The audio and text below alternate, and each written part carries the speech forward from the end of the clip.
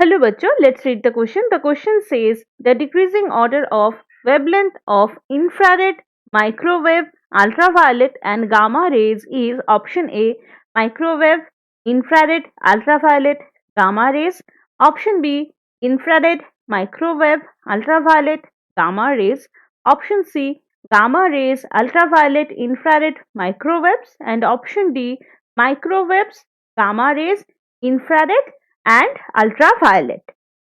तो अगर हम इलेक्ट्रोमैग्नेटिक स्पेक्ट्रम को देखें, इलेक्ट्रोमैग्नेटिक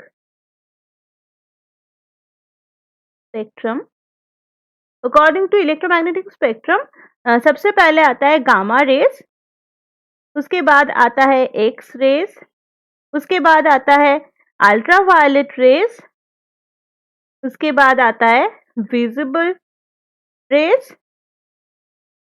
उसके बाद आता है इंफ्रारेड रेडिएशन, उसके बाद आता है माइक्रोवेव्स और लास्ट में जो आता है वो होता है रेडियो वेव्स। तो अगर हम यहाँ पर लेफ्ट से राइट की तरफ जाएंगे तो यहाँ पर क्या हो जाएगा, वेवलेंथ इंक्रीज करेगा।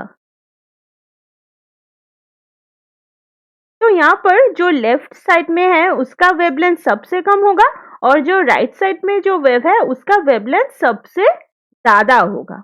तो यहाँ पर जो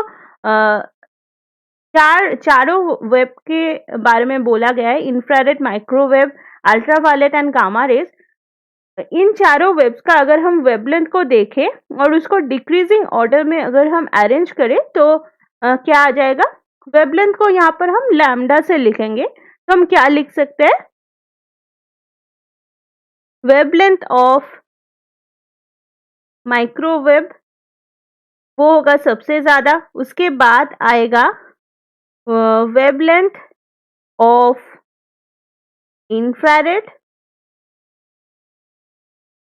उसके बाद आएगा वेवलेंथ ऑफ अल्ट्रावायलेट और उसके बाद आएगा wavelength of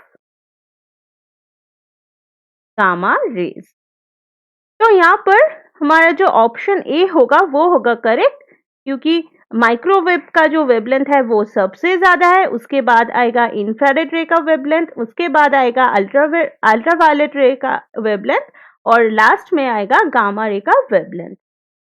So the correct answer will be option A. Hope you all understood it well. All the best. Thank you.